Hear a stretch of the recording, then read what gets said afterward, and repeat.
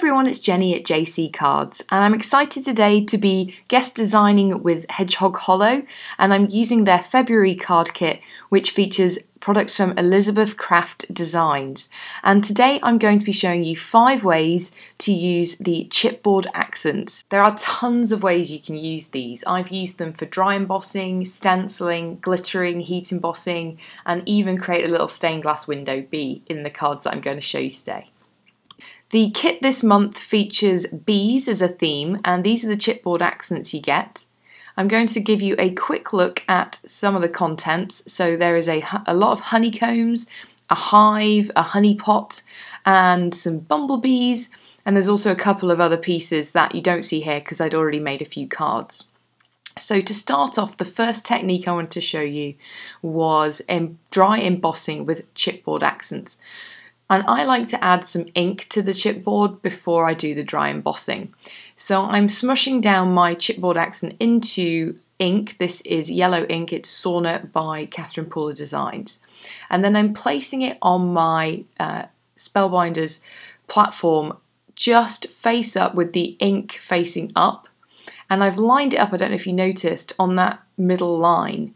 And then I'm lining up my cardstock. This is by Elizabeth Craft Designs and comes in the kit this month, with the line in the centre of the platform. That just helps me get the image in the centre of the panel.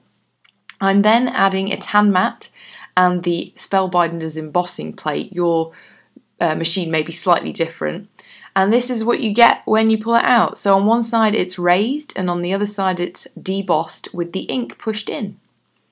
Here's the really cute little bee stamp set that you get this month. They're all bee themed sentiments. And I'm going to keep this card pretty clean and simple. So I'm using black ink and I'm stamping one of the sentiments directly below the hive image. And the best thing about this technique, using chipboard accents, is that I've still got the chipboard accent. So I can do this many, many times. In fact, this is the second card that I did in this way, and I still have the chipboard accent to use.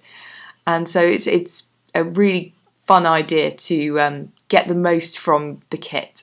I was just having a play around with the placement of some of the other wood chips on the hive itself, so you could of course just adhere those directly down onto the image, but I decided to use for this card the little honeybee image that comes in the stamp set, and I've stamped him, I will stamp him twice on this panel, and I'm also stamping the little bee trail.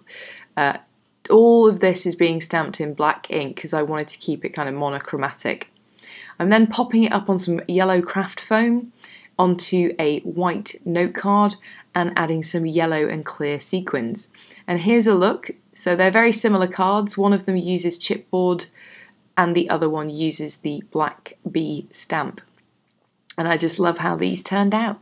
So the next technique, this is going to be another way of showing you how to use your chipboard elements without actually using the chipboard element up on the card. So I'm taking the big honeycomb that comes in the kit, and I'm going to use it as a stencil. So it's quite robust, it's quite a large piece, so it's easy to kind of just hold down. You can try this with smaller pieces, but I think you're going to find those a little bit trickier. And I'm just holding it down my finger. I haven't adhered it down, I haven't adhered down my cardstock. Might have been slightly easier. And I'm using a blender brush just to lightly brush some yellow ink directly over the top of the stencil, just making sure not to shift it. And look at the cool image it leaves behind.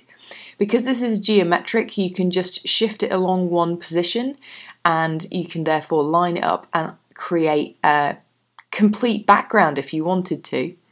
I'm going back in again and using a slightly darker yellow ink. This is Tiki Torch by Catherine Pooler, and then going back in with a little bit of blending on the side. And I just love that cool honeycomb effect that you get using this technique.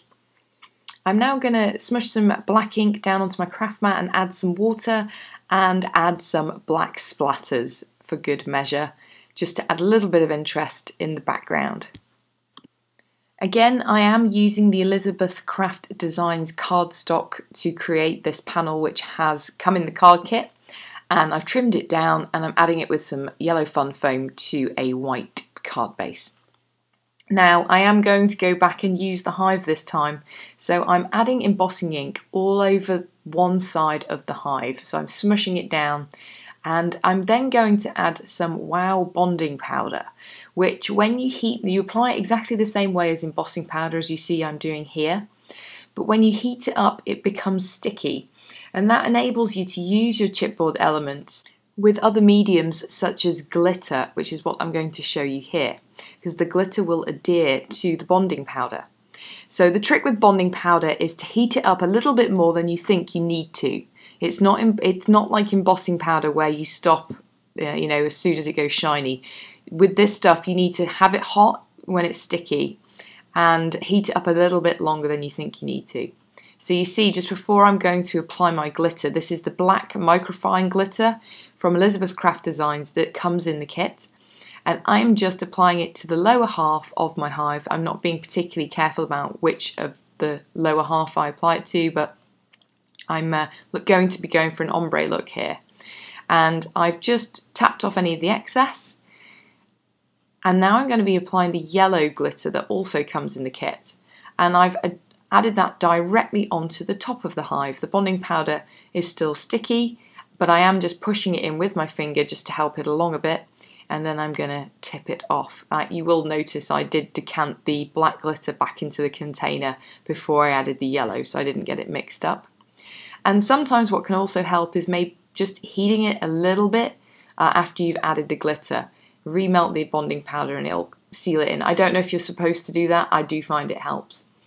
I also go back in and burnish the glitter with a bone folder or my finger, and that just removes any of the excess glitter that isn't directly adhered down. So you'll see there's still a little bit coming off there, and I'll go back in and burnish it, and actually what you're left with is a super shimmery glittery shape that doesn't actually come off on your finger later on once you've added it to the card. So I'm adding it with some liquid adhesive directly to the card base, and I'm going to use acrylic block just to hold that in place while it dries. I'm coming back in with another sentiment from the kit and stamping it in black. You're beautiful. I love it. And then just to finish off the card, I'm going to come back in with some more of the chipboard bees and stick them on to the card base around the panel. And a couple of sequins, and that finishes my card. Here's a look at the one I did earlier with a super cool geometric looking bee. And I did the exact same technique with the glitter and used a different sentiment. And the stenciling I've done along the bottom of the card for that one, but hopefully it gives you an idea of what you can do. So for my final technique, I'm using this little chipboard bumblebee. I'm adding some embossing ink, and this time I'm going in with black embossing powder. So this is not glitter this time. And I'm heat embossing the chipboard element, and I'm going to be doing this because this is going to show on the front and the back of the card. I am actually going to do 2 layers on both sides. Normally if you use embossing powder with chipboard pieces, you only have to do a couple of layers just on one side, but because this one is going to be seen from both sides, I need to do 4. It's pretty quick to do, and you just want to heat it until it goes shiny. I've now got a scrap piece of acetate. You're not going to be using this on the final card, so it doesn't matter what you use. And here's a look at the little honeybee after he's been embossed. I'm just going to lay that down onto the piece of acetate. I'm then going in with some Jewel Drops by Nuvo. This is Limoncello, and it is a clear drop when it dries, and it has a yellow tint to it. And I'm adding it into the bumblebee's head and the stripes. I'm then coming back in with glitter drops. This is White Blizzard, and adding those into the wings. And the reason I put the acetate behind him here is I was going to plan on using my craft mat after I left him to dry, so I wanted to be able to move him around. You can actually do this directly onto your craft mat and it will work just as well. So I'm going to set him aside to dry for a couple of hours whilst I finish the rest of the card. So this is the die that comes in the kit. It is a bumblebee. However, I wanted to show you this card that I made with the kit. I'm not going to show you how I made it, but you can see that you can actually use, for example, the wing die in there to create a butterfly. And today I'm going to be using that circle die that is the bumblebee's face to create a window in my card. So I've created a card base. This is just a standard A2 size card base, and I've die cut a circle in the center in the front of the card, and I let it go through to the other side. Now, because this is £110 cardstock, it won't go all the way through, but it did create an impression for me to line up the die and run it through my die cutting machine again. I'm now going to do some very simple ink blending. I'm using Limoncello by Catherine Pooler, and I'm going to blend it around the circle and then fade it out towards the edges. I then went in with a slightly darker ink just for the darkening up the centre. I've added some liquid glue onto my craft mat and mixed it with a tiny bit of water, and I'm using a very old paintbrush and spattering it on the front of the card.